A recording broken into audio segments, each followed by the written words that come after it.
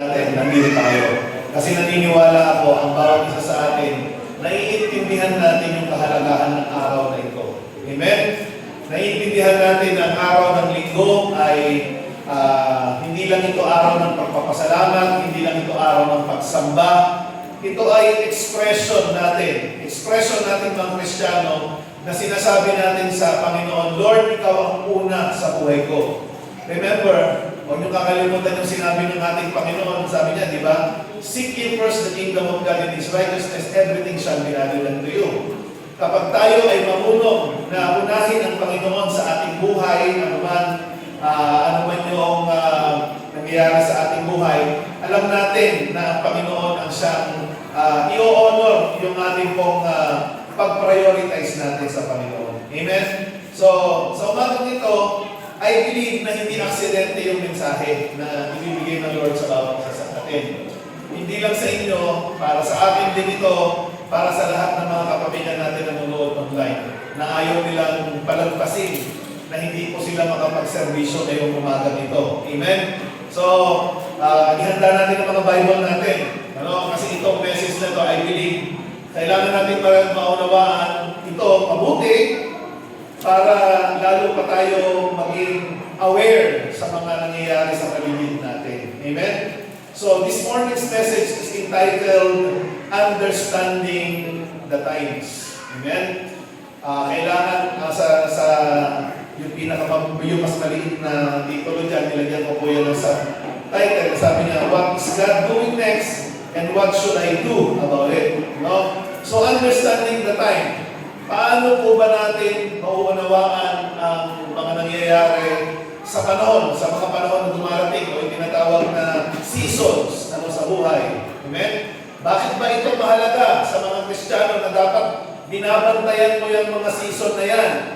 Ina-anticipate mo yung mga seasons na yan. Dapat aware ka. Hindi mo hinahayaan na hindi mo alam ang nangyayari sa iyong paligid dahil masyado kang busy sa mga hindi naman masyadong importanteng mga bagay.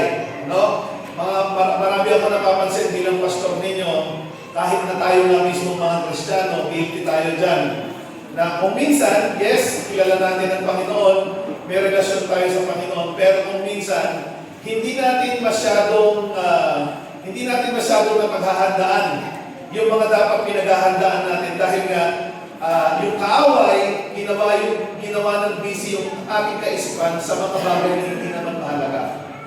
Nakukuha ba natin yun? May tutulong ba itong sinasabi ni Pastor? Okay? May mga ganyan. Isa sa mga na-obserbahan ko, isa sa mga malaking na-obserbahan ko, yung mga kabataan natin.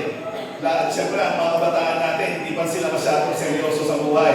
Sana nga seryoso sila. Pero hindi pa sila gano'n katinding kaseryoso na hindi katulad ng mga magulang. Hindi makakatulog yan kung nakikita yung pamilya na ganito, gano'n. Ang mga anak natin, ang problema lang kung minsan saan ba ako kukuha ng load? Di ba? Paano ko ba matetext si ganito? Paano ba ako makakakuha ng mataas na grado sa eskwelahan? Ganyan mo na yung mga kanilang mga nasa isipan Hindi nila masyadong pinag-iisipan yung mga nakaka-apekto talaga sa buhay, yung sobrang patindi ang epekto sa buhay. Kaya kailangan natin yan pag-aralan ngayong umaga ito dahil para maging aware tayo na maraming mga bagay na kailangan binabantayan natin bukod pa sa pagbabantay mo doon sa mga likes mo sa Facebook, sa Instagram. Kasi kung minsan ang mga kabataan natin yung binabantayan, gaano na ba karami ang likes ng post ko? Gaano na ba karami ang nag-comment? Gaano na ba karami ang nag-heart? Gaano na ba karami ang nag-thumbs up? Kung minsan ganyan lang tayo kababaw. Ngayon, merong binasa si Ate Lani kanina, okay, na matatagpuan natin doon sa, matatagpuan natin yan doon sa 1 Chronicles chapter 12, verse 23 until verse 38. Diyan, mapapansin niyo kung nagbabasa kayo, sa slide natin, of course, doon sa third slide, natin, mga kapatid, ay hindi ko na ilagay mabuti yan, kaya sundan nyo sa inyong mga Biblia. Okay, yung sinasabi ko. 1 Chronicles, chapter 12, verse 23 to 38, na kung saan, kung ito ay binasa ninyo, kung binasa nyo yan, okay, makikita nyo dyan, may mga nabanggit dito na mga numbers of people na sumusuporta na gawing hari si Haring David. Kasi nga, dumating na yung panahon na si Haring David na inanoint ni Samuel, ni Prophet Samuel, di ba? Remember, noong ang Panginoon ay nagalit at hindi nagustuhan ng Panginoon yung ginawa ni Saulo na hindi pagsunod sa kanyang mga pinag-uutos. Inutusan niya si Samuel ay puntahan yung bahay ni Jesse sapagkat isa sa mga anak ni Jesse ay magiging hari ng mga Jewish people. Okay? Ng chosen people. At ang napili doon ay walang iba kung hindi si David na isang pastol. Okay? Si David na isang pastol ay inanoint. Inanoint na. Ang ibig sabihin nun, siya na ngayon yung bagong hari.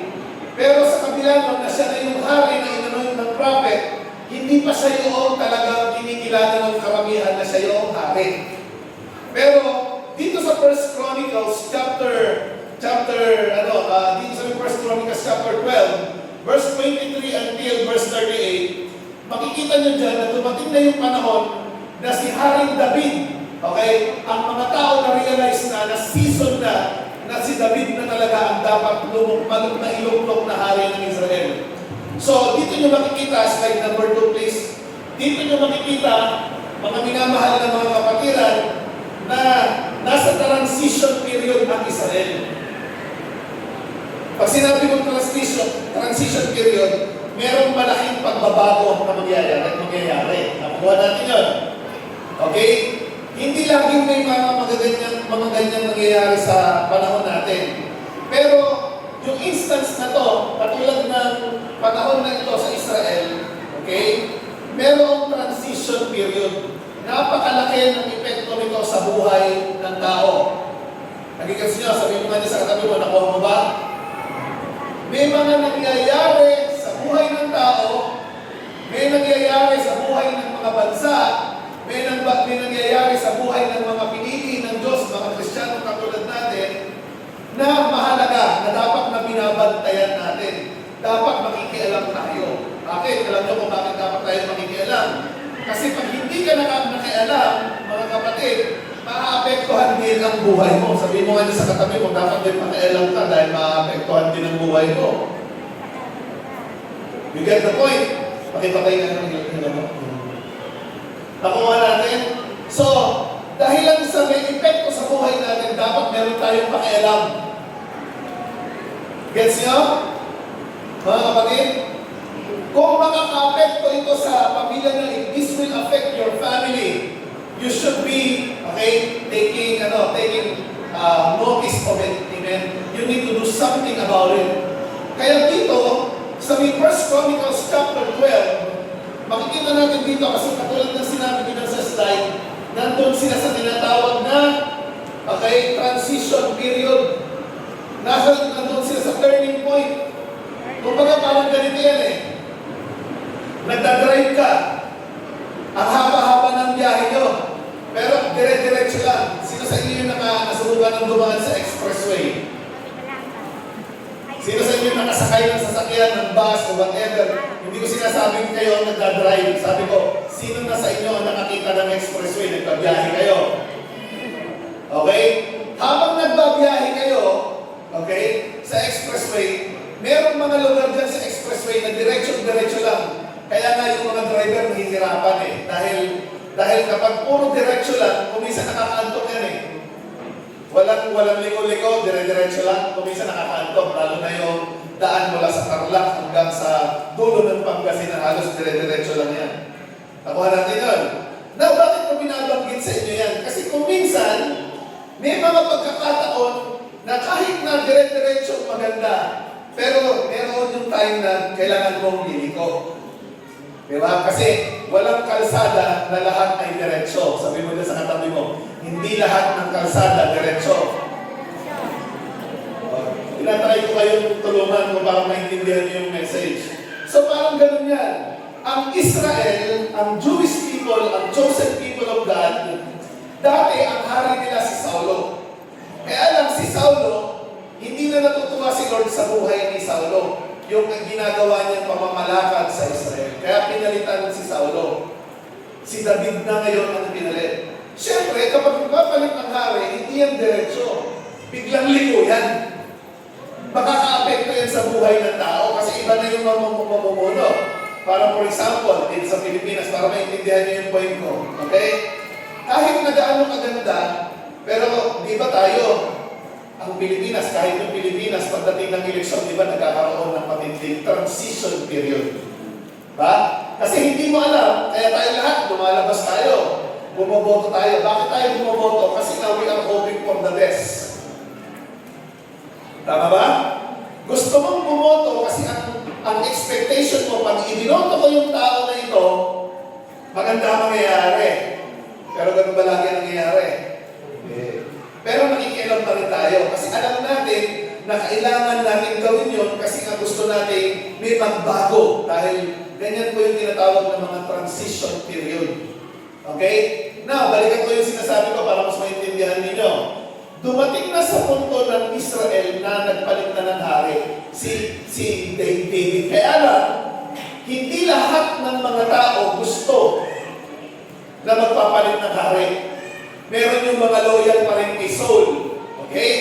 Kaya dito sa 1 Corinthians chapter 12, verse 23 until verse 38, okay? Chapter 12, or 1 Chronicles chapter 12, verse 23 to 38, dito nyo makikita na may mga tribes na naging faithful na kay David. Kasi ang gusto nila, magkaroon na ng matinding pagbabago, ang gusto nakita na nila, naramdaman na nila na panahon na meron ng transition period, meron ng ibang pinili ang Diyos. Amen? Ngayon, pag binasa nyo ito, basahin nyo mabuti, makikita nyo, may nabanggit dito na sa Judah, nagpadala sila ng 8,800, yung Simeon, merong 7,100, meron naman yung Levi, 4,600, meron naman yung mga galing kay Aaron, 3,700, meron pa yung nabanggit dito na sa Zebulon, may 50,000 na mga tao ng big for service. Meron nabanggit na 28,600 na tao. Now, meron akong gusto kong makita ninyo dito. Pansinin niyo mabuti. Meron nabanggit dito sa verse 32. Listen. Verse 32, sabi niya, from Issachar, men who understood the time and knew what the Israel should do, 200 sheep with all their kinsmen at their command. Yung ibang tribe, nagpadala sila sa sobrang dami. Pero napansin nyo ba, yung tribe of Issachar, 200 lang. Pero, take note of this.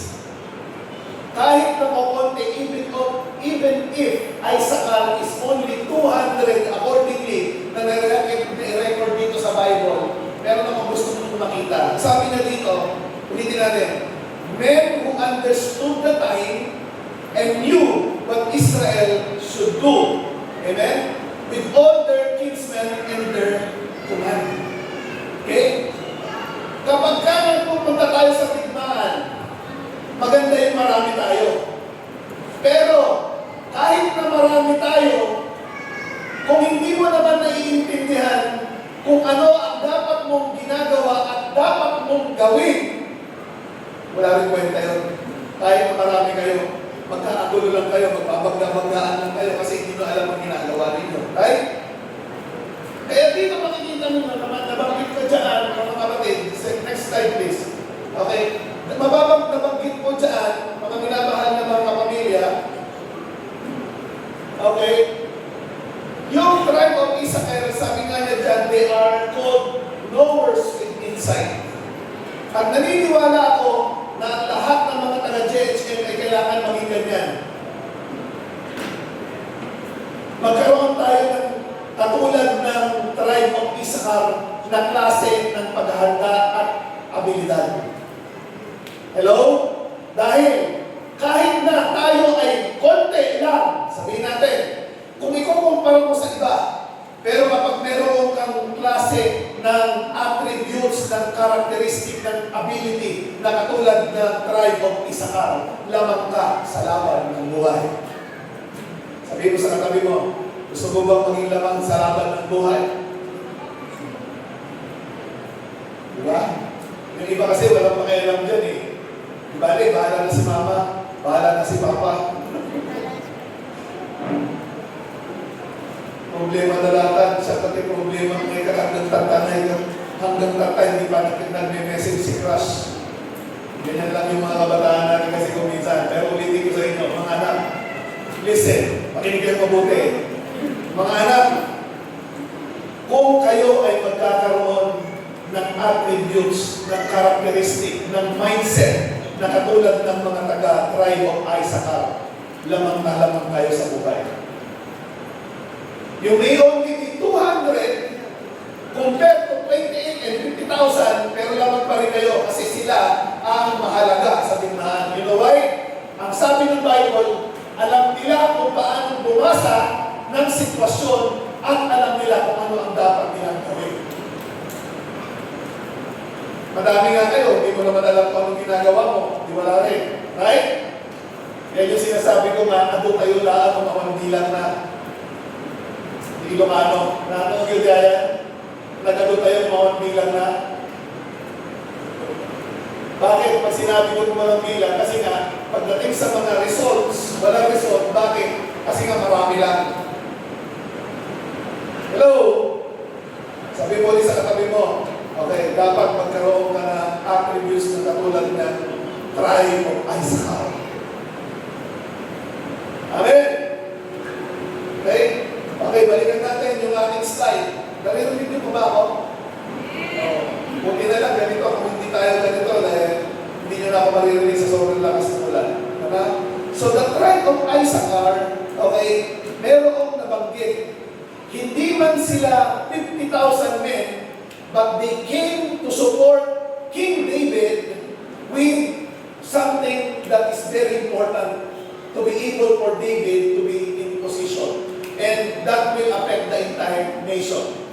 Katulad sa JHM, ang prayer ko, kaya alam niyo kung bakit ko sinishare sa inyo, ang prayer ko na lahat ng mga taga-JHM, hindi katulad ng 5,000, 500,000, pero wala namang katulad ng attributes ni Issachar. Kasi ang mangyayari dyan, parang ano lang yan eh. Sino sa inyo dito yung nagtatrabaho sa mga construction para mas maintindihan niyo si Pastor? Sino nasubukan ninyo yun? Na-experience nyo na ba yung meron kayong, halimbawa, tatatlo lang kayo, pero ang dami nyo nagagawa. Ang dami yung resulta ng ginawa mo. Pero 10 kayo, pag ikinumpara nyo yung trabaho nyo sa tatlo, mas marami ba yung trabaho ng tatlo? Sino sa inyo nakaranas ng gano'n?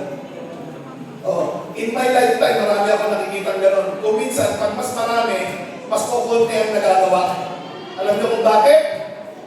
Kasi nga marami, pero hindi naman alam kung ano ang ginagawa, kaya walang nagagawa.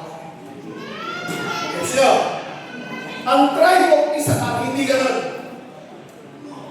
Pag ang mga taga-JHM ay naging katulad ng tribe of Issachar, who knows to read the times and how to do, okay, to respond to the times, naniniwala ko, pag marunong kang bumasa ng sitwasyon at alam mo yung ginagawa mo, lamang na lamang ang pamilya mo, lamang na lamang ang ating church family, lamang tayo sa lahat ng bagay. Bakit? Kasi may ganoon tayong klase ng attributes. Excited ba kayo? Naintindihan mo ba mga anak? Pag wala kayo nito, mga anak, maiiwan kayo sa pansitan. Gets the point? Naintindihan nyo na kung gano'ng mahalaga itong message. Okay? Pag hindi kayo katulad nito, marami kayo, maaaring marami kayong mga ibang mamalaki, pero pag hindi nyo naiintindihan magbasa o naiintindihan ng season or times, masabi ko sa'yo, naiiwan ka. Okay?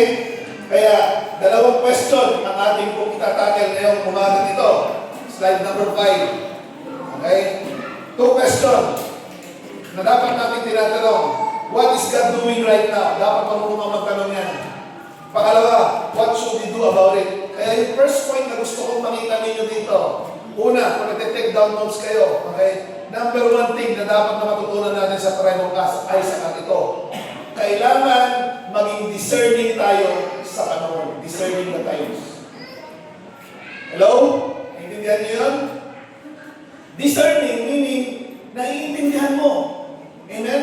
Halimbawa, katulad dito, okay, sa panahon ngayon, yung mga farmers, na hindi nila naiintindihan yung season. For example ngayon, alam niyo, pag may kausap kang magsasaka, alam nila kung kailan ang tatanim. Alam niyo kung bakit?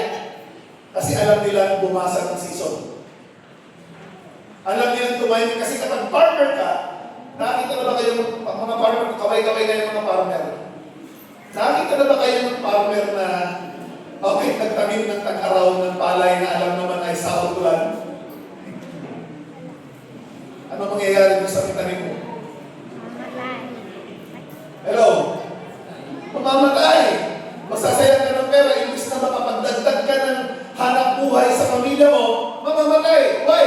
Because you do not know how to read the season, how to discern, how to understand the season. Ang men of Issachar, hindi gano'n. Ang men of Issachar, they interpret the sign. Naiintindihan nila sa pamamagitan ng pagbabasa ng salita ng Diyos, binabantayan nila. Kasi pag hindi ka nagbantay, kawawa ang pamilya mo. For example, sabihin ko sa inyo, sino naniniwala sa inyo na kahit na ano man ang mangyari sa atin, tayo mga Kristiyano, kahit ano mangyari sa atin, alam natin kung saan tayo pupunta. Sigurado kayo, namagaman din nakaabay ni Marod. Ang mopi pa pa na. Kita doon kanita, kung baka iisumbang na baylan, baka kastoy, baka kastoy. Ang baylan sigurado. Oh. Okay, ulitin ko yung tanong ko. Sino sa inyo dito, who among you here, understand, okay, and believe, and convince that no matter what happened in the world, we know where we are going? Sabi mo dyan sa katabi mo, congratulations. Yes. Yan ang pinakamalaki mong kayamanan. Yung kahit na ano man ang mangyari sa mundo, alam mo kung saan ka pupunta. Amen. Ang problema nga lang ganito. Ito ang problema ng mga Kristiyano. Alam mo kung saan ka pupunta, pero ang tanong, yung pamilya mo, alam mo kung saan pupunta. See?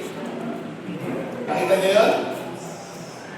Pero, madalas, sinasabi natin, we're telling our family, sasabihin natin, I love you mama, I love you papa, I love you ating, I love you kuya, I love you ate, I love you.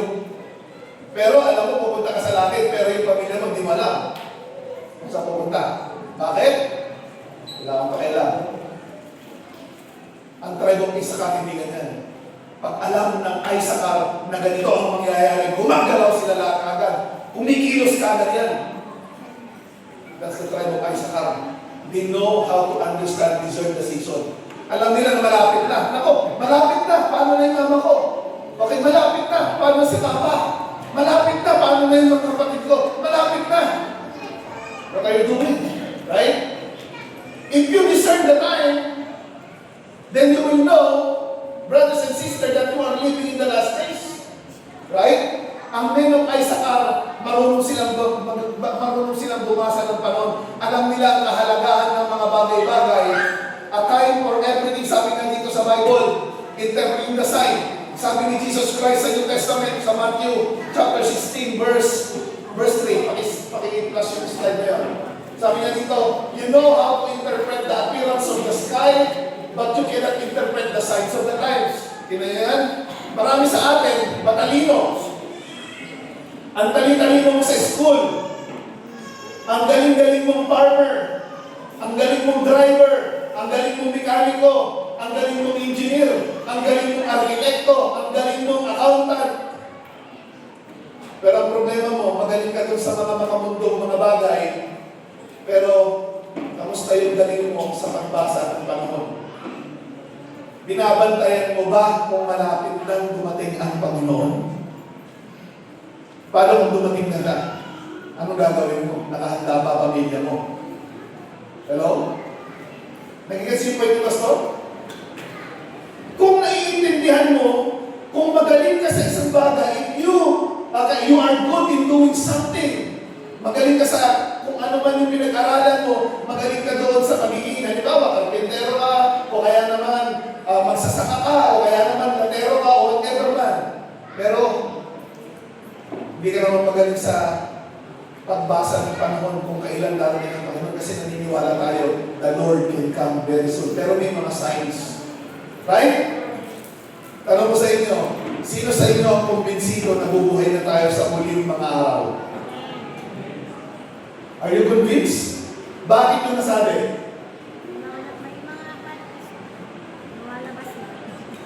Anong versikulo sa Biblia ang nagsasabi sa inyo, especially sa Bible, sa New Testament, ang nagsasabi sa inyo na ito dapat binabantayan mo?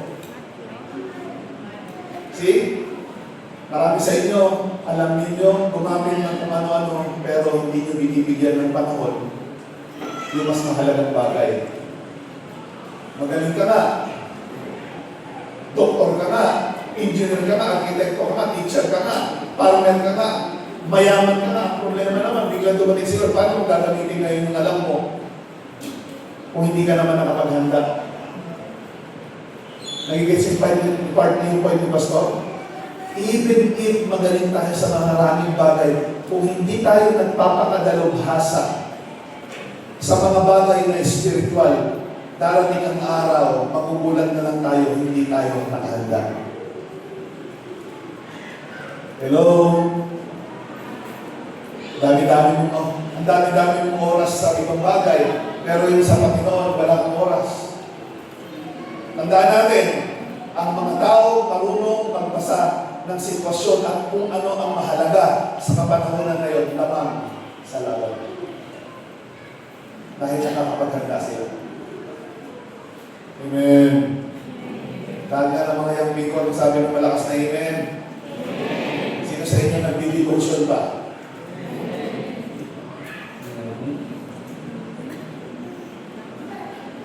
Meron naman, nakikita ko sa may tawag dito sa mga sa GC ng younger generations natin, very active. Dami talaga.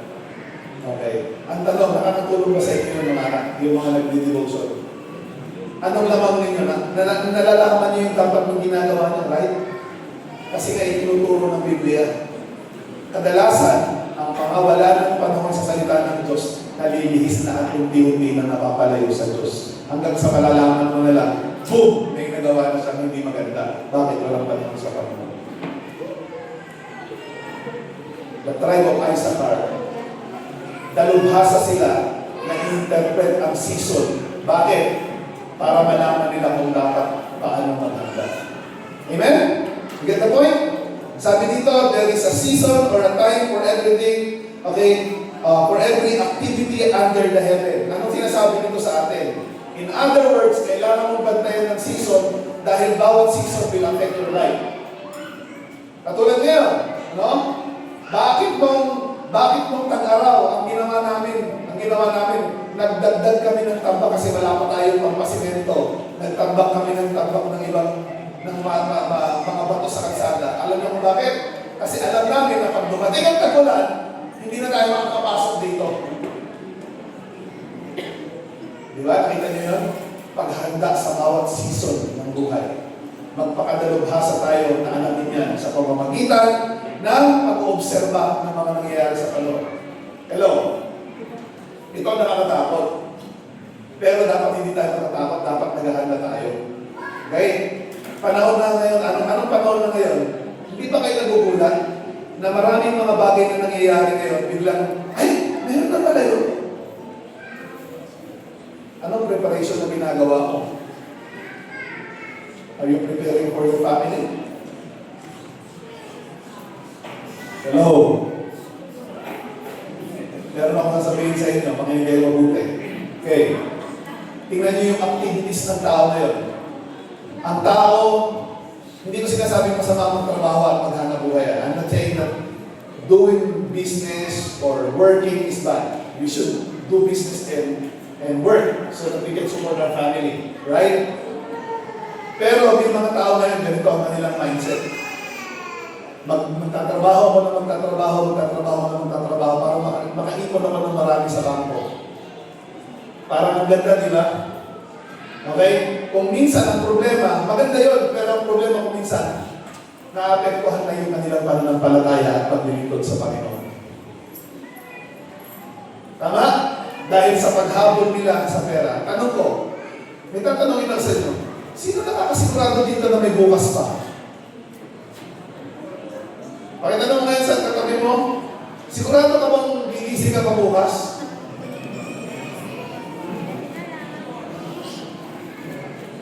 Meron akong kakilala. Makinig kayo mabuti ha. Marami akong kakilala ganito. Alam ko na ganun yung kanilang ginagawa. Wala silang ibang ginagawa kundi yun, trabaho ng trabaho. Maganda yun, nasusuportahan nila yung pamilya nila. Nakapag-impok sila ng maraming pera sa bangko. Ganun ang ginawa nila. Okay? Pero ang problema ganito, namatay sa agad.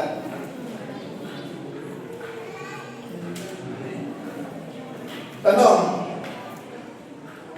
paano na ninipon? Mapapakinabangan kayo yan?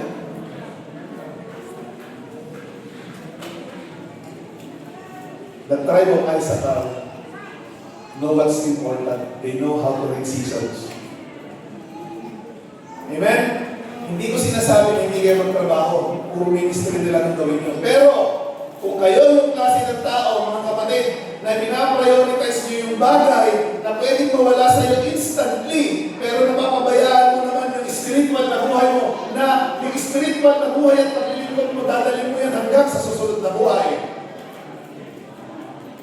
Ang gagawin mo? Hindi ba dapat pinapriority mo yung dapat mas mahalaga? Hello?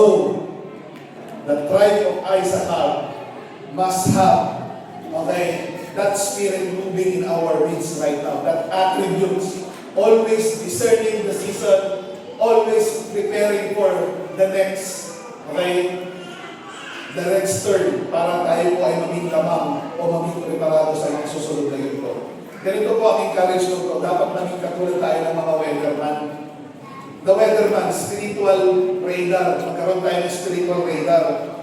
Alam niyo ba yung mga piloto, pilots never take off without checking the radar, without instrument. He flies straight into a storm. Okay? Kapag hindi mo tinitingnan yung radar mo, tendency is hindi mo alam kung ano ang susunod mong gagawin. Right? Ang hirap mag-intindihin nyo, no? Mamaya sisisimplify ko lang yan. Okay? Shifting season. Mga magsasaka, tingnan niyo yung mga magsasaka natin. A wise farmer does not plant by calendar alone. He watches the season.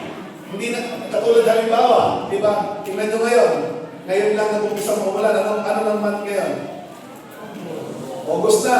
Di ba Tatay Judy kung minsan, April pa lang, umulan na. Di ba? Hindi mo pwede umasa ka lang sa kalendaryo kasi kung minsan, nagbabago. Kaya ang isang matalinong magsasaka, inoobserbahan ang nangyayari sa paligid. Ang tanong ko, yung mga membro ba ng JHN, inoobserbahan nyo ba yung nangyayari sa paligid? Hindi, busy. Busy yung iba. Hindi nagbabantay. Hello? Kasi may bukas pa. Sino nakakapagsabi na may bukas pa? Kaya nga mag-ingat-ingat kayo sa mga nagpa-priority ng mga mahalaga din sa buhay, pero hindi masyadong mahalaga. Baka magulat kayo yung pinagpapangunan nyo, wala nang silbihan sa hinaharap. Kasi hindi nyo tinitingnan kung ano nangyayari sa paligid. Pakisabi mo sa katabi, matuto kang tumingin at mag-obserba ng mga nangyayari sa paligid mo. You need to discern what God is doing. Everybody say, we need to discern what God is doing. Kailangan alam natin kung anong ginagawa ng Diyos. Tanong ko, sa church natin, anong ginagawa ng Diyos ngayon? Anong season ng church natin ngayon? Diba? Dapat marunong magbumasa. Lalo-lalo na sa mga katulad natin, mga leader. Anong susunod na step? Diba? Anong nangyayari? Anong ginagawa ng Diyos? Dapat tinatanong natin yan. Okay? Men of Issachar, ganito yan, katulad kanina. Yung men of Issachar, kahit na yung mga men of Issachar, divided yung Israel. Meron yung kampi kay Saul, meron yung kampi kay David. Ano ang pinili ng tribe of Issachar? Kumampi sila kay David. 200 of them who understand the season kumampi kay David. Bakit? Alam nila na panahon na ni Haring David. Kaya, pag marunong kang bumasa ng panahon, mas tama ang magiging reaksyon mo. Amen? Okay, bibigyan ko ngayon ng halimbawa. Nung ako ay pastor pa doon sa Rainbow Mission Church dati, alam ko na ang panahon ko ay magti-training. Nagti-training pa lang ako during that time. Alam ko na yung pastor ko, siya yung panahon ng pastor ko na siya yung maglilid bilang pastor ng aming organisasyon. Siya yung nakatanggap ng vision galing kay Lord. Amen? At dahil naiintindihan ko na sa Kanya ibinibigay ng Panginoon yung vision, bilang isang tao na katulad ng mga meron kayo sa Kanya, susuportahan ko yun. Kasi panahon niya. Amen? Ganun din sa atin, kung minsan sa pamilya. Pag panahon natin, katulad ng mga kabataan ngayon, tingnan nyo, yung mga kabataan ngayon, gusto nang maging tatay, ay anak pa lang sila. Gets yung point ni Pastor? Oo. Hindi nyo ba napansin? Tama ito mga tatay-nanay. Sa bahay natin ngayon, parang baliktad na kaysa ng mga bata pa tayo. Ngayon, kung minsan tayo na sinisigawan ng mga anak natin. Samantalang ako, nung ako'y bata, pag tinignan ako ng tatay kong ganyan, okay na kagad ako.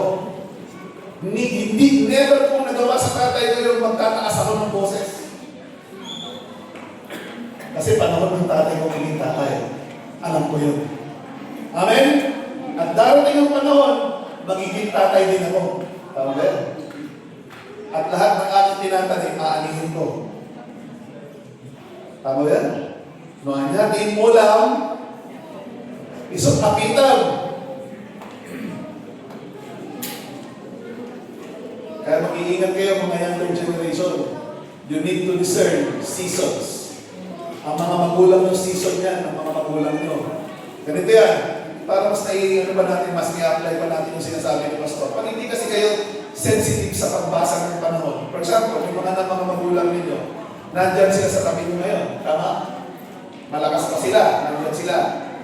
Ikaw naman, okay naman, bata ka na, dapat natutulungan mo na yung mga magulang mo. Dapat itong season na to, sinusuportahan mo ng todo yung mga magulang mo kasi hindi habang panahon nandyan sila. Pag dumating ang time, pag hindi ka marunong maghanda, hindi ka marunong bumasa, magsisisi ka dahil gusto mong suportahan ng mga magulang mo, hindi mo na masusuportahan kasi wala na sila. Season ng mga magulang mo na mamahalin mo sila. Pero hindi ka marunong mag-anticipate ng season. Kaya ang ginagawa mo, imbis na mahalin mo, hindi mo minamahal ang mga magulang mo, hindi mo ginagalang ang mga magulang mo. Kaya ang ginagawa mo, ipinipilit mo yung gusto mo. Kasi nga, hindi ka marunong mag-anticipate ng season. Hindi mo binabasa yung season. Ay, season ng mga magulang mo ngayon. Ito yung panahon kailangan ko silang suportahan. Ito yung panahon kailangan ko silang igalang. Ito yung panahon na kailangan ko silang mahalin. Ang gagawin ninyo, pagulin na ang lahat. Pag wala na sila, sasabihin mo, mamahalin ko, late ka na, kapatid. You see what I mean? Nagigets niyo yan, mga anak? For example, okay? Ito, medyo tatamaan sa inyo, ha? Pero, bago sasabihin ko pa rin ito, kailangan ko sabihin eh. For example, aral ka ng aral. Aral ka ng aral. Ganito ha, pakinggan nyo ito ha. Aral ka ng aral, aral. Mama, gusto ko maging arkitekto. Mama, gusto ko maging engineer. Mama, gusto ko maging teacher. Mama, gusto ko, ano ba ang gusto nyo? Ha? Ha? Doktor, gusto ko maging doktor. Okay. Ang ginawa ni mama mo, papa mo, dahil mahal na mahal ka, sinusuportahan ka, okay? Ang ginawa mo, dahil pinipilit mo nga yung gusto mo, pumunta ka doon. Okay? Si mama at si papa mo naman, sinusuportahan ka, sinusuportahan ka eh. Diba? Tapos later on, kung nakatapos ka, hindi na pala uso yung trabaho.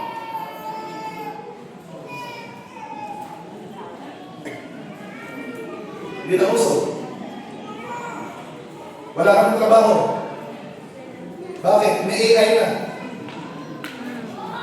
AI na gumagawa ng trabaho mo. Trabaho ng teacher, trabaho ng accountant, trabaho ng engineer, trabaho ng anak. Hindi na kaya nila gawin yung ginagawa yung sa yung pagmamanage ng mga tao. Hindi pa nila kaya gawin yun.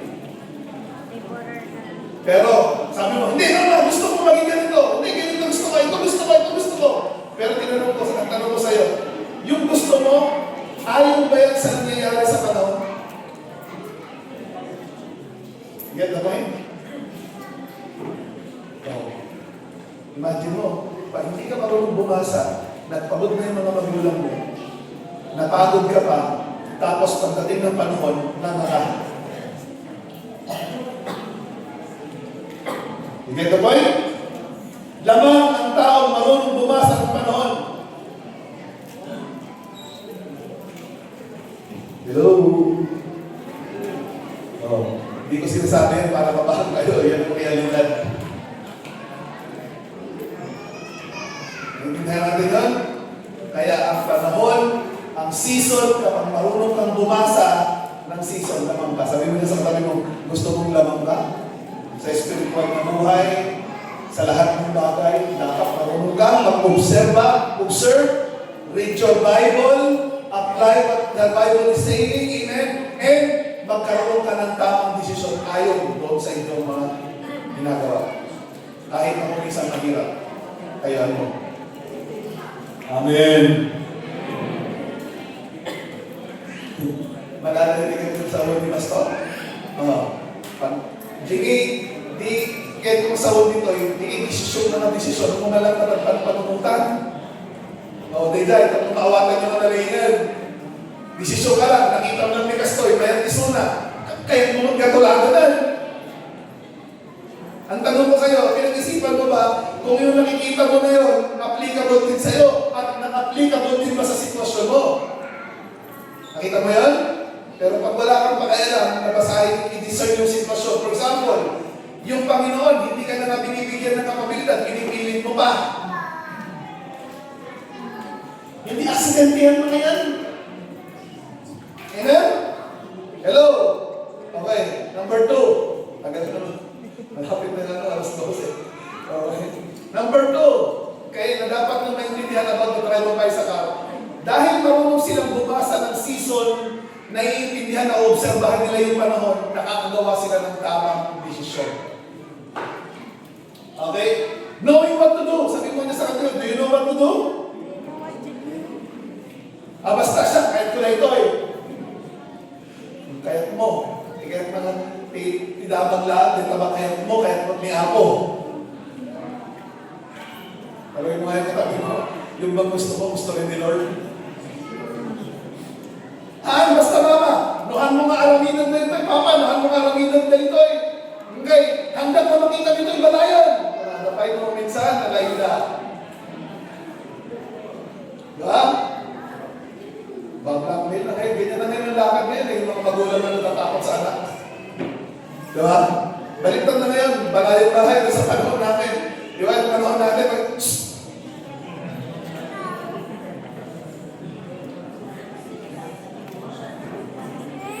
hindi ngayon eh. Pa! Tayo! Punta dito sa ganito! Ma!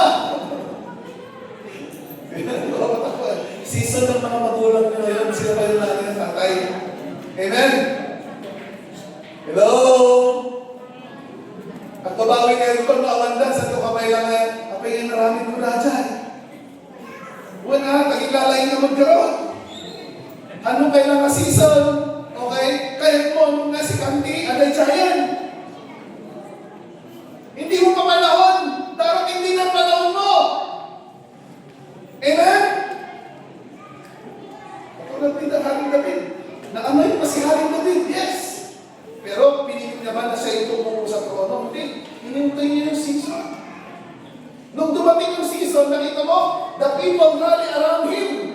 Sinuportahan siya ng mga tao. Bakit? Panahon na niya.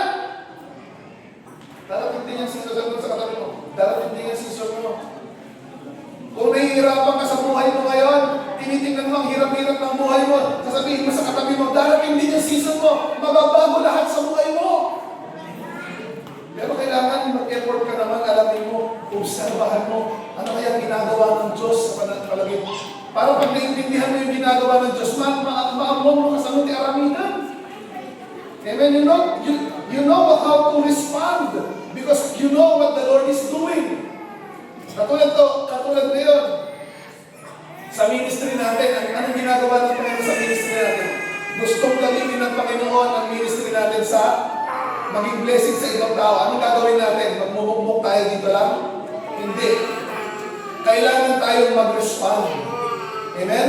Sabi nga dito ng Panginoon, Proverbs chapter 4 verse 7, the beginning of wisdom, okay, is this: get wisdom, though it costs all you have, get understanding. Ano bang ibig niya sabihin doon? Dahil ang mga tao na may kaalaman, okay, ay lamang, okay, may magandang benepisyo sa tao ang nalalaman niya kung anong gustong ginagawa ng Panginoon o kung anong ginagawa ng Panginoon.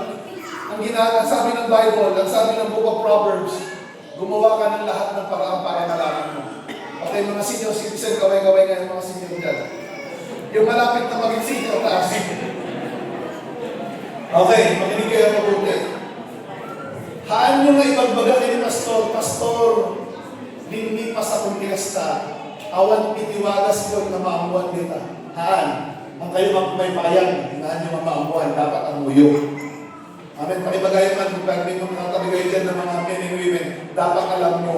Huwag mo sasabihin, hindi yung mga kabataan na lang kasi sila may alam. Hindi po, sila ang magaling magbasa, sila ang ganito. Hindi, dapat lahat tayo naghahanda. Amen? Kung marunong magbasa ang mga young people natin, magbasa ka rin. Huwag mo sasabihin, malabo ng mata ko, hindi gumawa ka ng paraan. Amen? Agaramit ka wagas, ang kayo magdana, kadati AIN, magaling na itoon mo, basaan na ka, isasaon ti Apo. Diba kang AI? Read ganito, o basahin mo sa Tagalog ang ganito, babasahin ka sa'yo. Diba? Kailangan mo o malabo na rin yung pandinig mo. Lahat nga na maganda pa yung pandinig, kaway-kaway. Kasi marami ako naririnig, sabi, anak ko nagbasbasa ng Biblia, Pastor, among naapay. Malabo na kasi mata ko, wala nang dahilan. Pwede pa rin nyo pa rin malaman. At usarin nyo yung cellphone nyo, patugtugan nyo yung jay, basaan na kanyayo. Isulat yung basa, dingdong-daanan. Tama ba yan, brother? Meron ng gano'n? Sino gumagawa? Pastor, hangkumod kami na mabasa. Han mo nga mabasa kung mali na dinggam. Amen? Isunod din yung magpagay na santuan na surat na kunana, no kaya't mo nagkaroon, hindi ka pa nakaawat.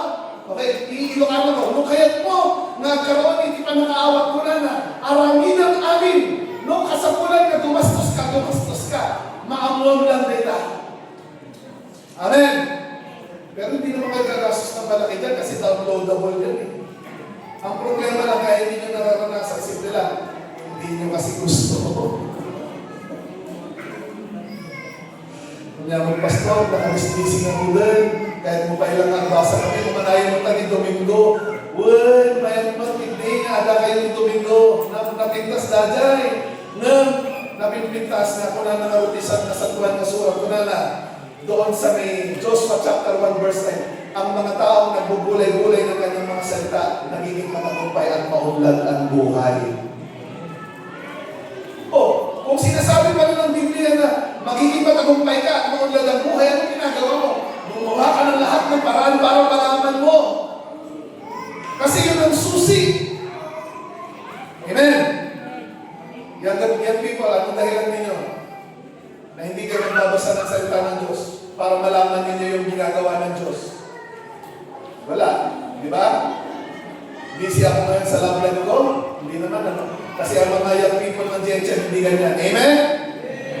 Ang sabi ng malakas naman, mga anak, wala na mga videos. 1, 2, 3. 1, 2, 3. Lahat ng mga hindi, yung naniniwala na importante ang salita ng Diyos. Sabi ng malakas na Amen. Para malaman ninyo ang ginagawa ng Diyos, kailangan nyo malaman ang salita ng Diyos. Amen? Kaya na sinabi ng Psalms chapter 1, mapalang ang mga tao hindi sumusunod sa payo ng masasama, kundi para sa punong kahoy na namumunga sa kapanahunan. Sabi niya gano'n, na ang kanyang mga dahon ay laging berde. Okay? Anong ginagawa daw niya? Nagbubulay-bulay siya sa araw at gabi. At ang lahat ng kanyang ginagawa, nagtatagumpay. Sino sa inyo gusto magtatagumpay lagi? Kaya magbasa kayo ng Biblia. Lamang ang nakakaalam. Sabi na nga, even if it costs you, do something about it. Kaya kaso libre na nga, hindi mo pa. Libre na, andyan na lang sa internet dyan. Amen? Kung wala kayong load, pumunta kayo dito sa church, pwede kayong mag-wifi.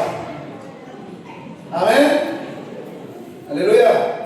James chapter 1 verse 5 said, if any of you lack wisdom, you should ask God who gives generously to all without finding fault, and it will be given to you.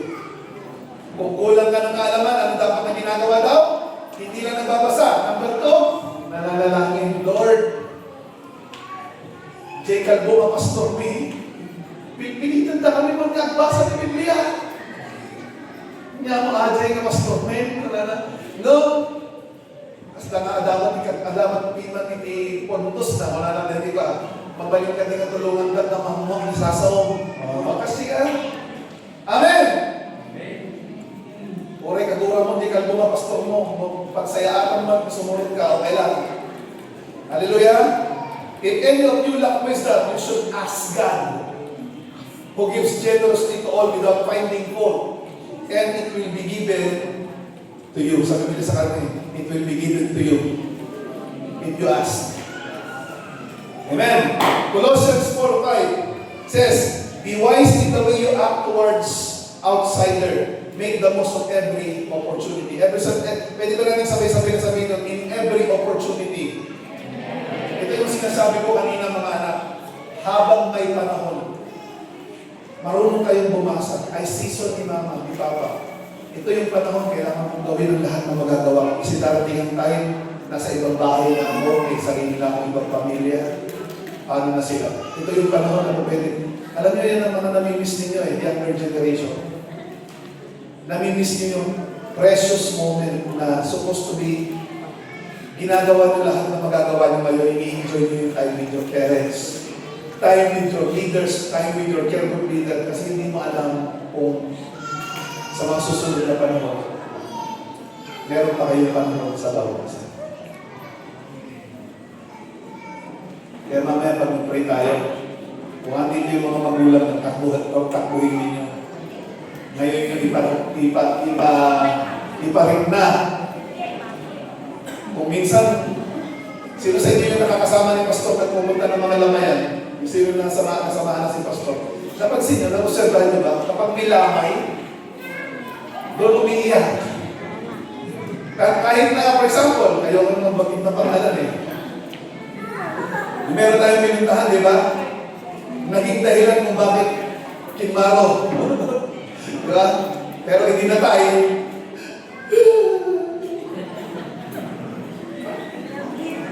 Pero isunatin ang rason, makapay na nangyari na dyan. Tama?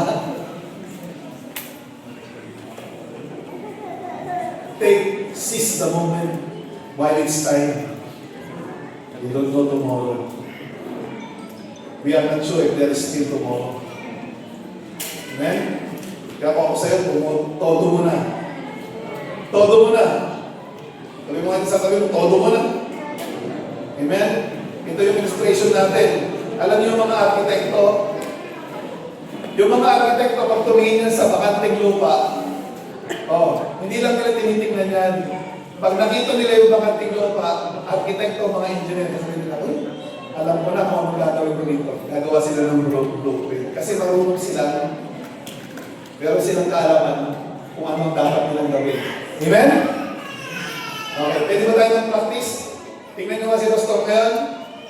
Tingin kayo dito, yung diretso, sabi Pastor. Tapos tumingin sa paligid nyo.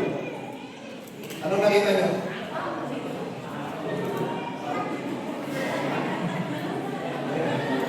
See? Yan yung tinatawag na dapat maging aware tayo sa mga nangyayari sa paligid natin. Mga anak ulit, kasi nililig ako ng Lord eh. Yung mga anak, napansin niyo ba yung mga magulang yung tumatanda? Tanong ko, anong ginagawa mo?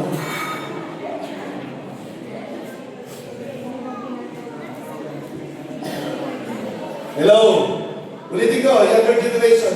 Napansin yung mga magulang yung medyo tumatanda na sila. Anong ginagawa natin?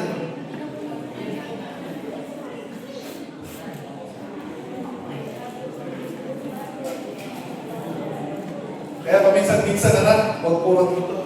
Huwag puro dito ang tingin.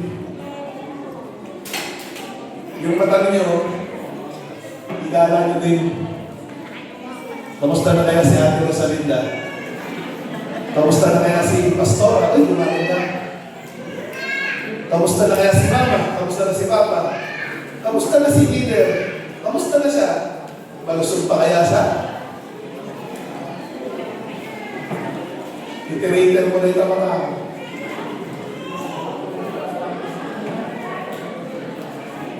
Ang makita naman, hindi dapat naaralin yun. Amen? Lahat ng mga natutulungan ng pinag-aaralan ng gaway-gaway. Ano dapat natin ginagawa para magkaroon tayo ng kaalaman? Sabi ni Lord dito, dapat maggulay-gulay yung kanyang mga salita. Gawin mo lahat ng mga magagawa mo. Huwag mong sasabihin, huwag kang magdadahilan. Kailangan lumunlad ang iyong kaalaman. Pangalawa, manalangin. Amen? And then, sabi niya dito, lahat ng oportunidad, gawin mo habang may opportunity ka pa. Amen? For example, tingnan ito Diba?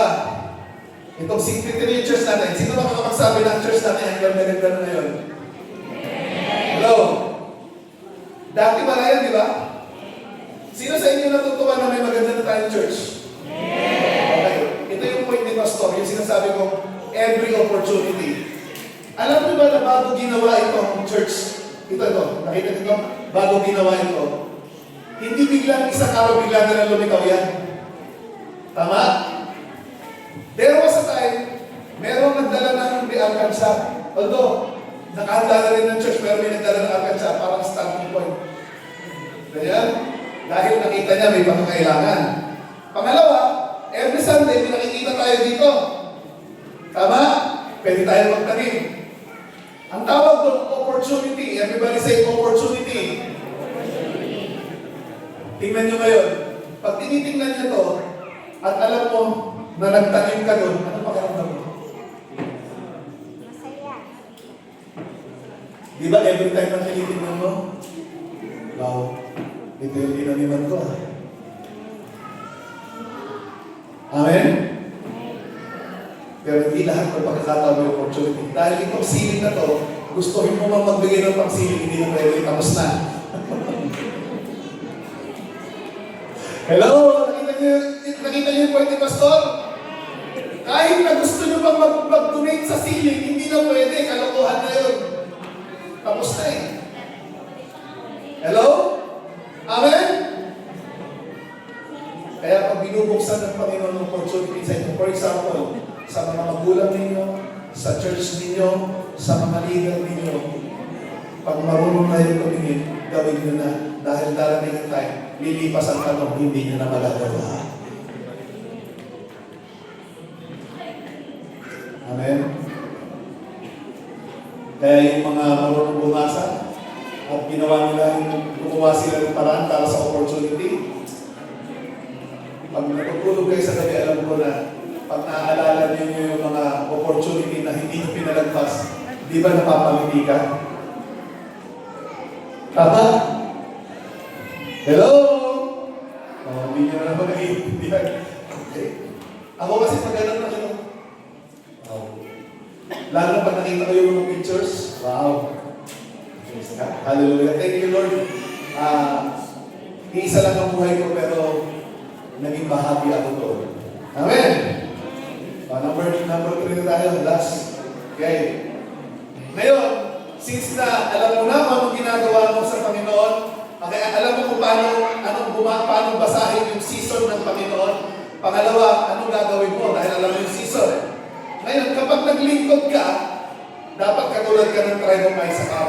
Ito na naman yung isa sa mga attributes na dapat na matutunan nyo. Ang tribe of Issachar, sabi ng Genesis chapter 49, 14 to 15, pakinggan nyo mabuti ito. Issachar is about donkey. Is a strong donkey lying down among the sheep pen. When he sees good, how good is his resting place, and how pleasant is his stand, he will bend his shoulder to the ground and to the burden and submit to forced labor. Tagalogin natin. ang tribe of Issachar daw, parang maliit na kabayo. Pero kahit na maliit na kabayo, malakas naman. Sabi mo nga sa katabi mo, okay lang maliit, yan, basta malakas. Okay? Yung tribe of Issachar, sabi niya, donkey daw yan, pero malakas na donkey. Itong donkey na to, malakas na donkey, pag nakita daw niya na maganda yung isang lugar na ganyan, kahit na siya ay malakas, willing siya mag-volunteer, sasabihin niya, okay? Willing siyang isabit yung sarili niya, magpaalila kung kinakailangan dahil naniniwala siya doon sa future ng lugar na yun. Naintindihan natin yan? Issachar is a strong donkey lying down among the sheep pen. When he sees how good is his resting place and how pleasant is his land, he will bend his shoulder to burden and submit to forced labor. Walang problema sa kanya. Pag nakita niya, ay, ito, naniniwala ako dito, may future ito. Ito dapat maging kabahagi ako din. Kahit na siya ay isang malakas na donkey, ang gagawin niya, magsasubmit siya. Submit. Bakit? Kasi naniniwala siya doon sa kahalagahan noong yung future at kahalagahan ng ginagawa nila. Amen? May mga iba sa atin kung minsan din tayo nag-struggle. Tama? Yung nakikita mo mahalaga, pero ginagawa mo, hindi, panahon mo na. Hindi pinipilit mo na agad yung panahon mo, kahit hindi mo ka panahon. Pero ang tribe of Issachar, iba yung attitude niyan. Wow. Susuportahan ko to kasi ito yung nararapat na gawin. Kahit na hindi ako masyado napapansin, kahit na ako ay slave dito, willing akong mag-slave, willing akong maghirap, basta magawa ko lang ito. Sino kaya yung magra-rise up na ganyan ng marami sa church? Alam niyo, pag marami nag-rise up na ganyan, kahit na 200 lang, sasabihin ko sa inyo, kaya natin i-conquer ang buong Pilipinas. Pag willing na tayo maging katulad ng mga tribe of Issachar. I believe this, Lord. I am willing to sacrifice, Lord. Ganyan ang mga taga-tribe of Issachar. Amen? Willing ba kayo mag-sacrifice? Dahil mahalaga. Niya, magpasiguro, nagriga ang gamot. Hindi eh. Sabi niya doon, willing mag-submit. Dahil alam niya na mahalaga yung ginagawa niya. Tingnan ito. Deuteronomy chapter 33, 82 to 19 said, about Zebulun he said, rejoice, Zebulun, in your going out, and you, Issachar, in your tent. They will summon people to the mountain and their offer a sacrifice of righteousness. Ulitin ko, Issachar, in your tent, they will summon people to the mountain and their offer the sacrifice of the righteous. Sa ibang translation, sabi nito, they will be blessed, abundantly blessed. Amen. Ang mga tao katulad ng Issachar, yes, mapagsakripisyo yan. Pero ang Panginoon, alam niya kung paano sila i-bless dahil sa kanilang mga sacrifices. Kaya ngayong umagang ito, naghahanap si Lord ng mga gustong maging katulad ng mga tribe of Issachar. Who understand the time, know what they are doing, and they are willing to humble themselves to support. Amen? Mga kapatid, meron pa dito no? Okay, pwede ba tayo gawin sandali? Meron na tayo gagawin. Kanina pa itong nililid ng Lord sa akin na gawin natin. Okay. Ulitin ko. Kung nandito ang magulang mo,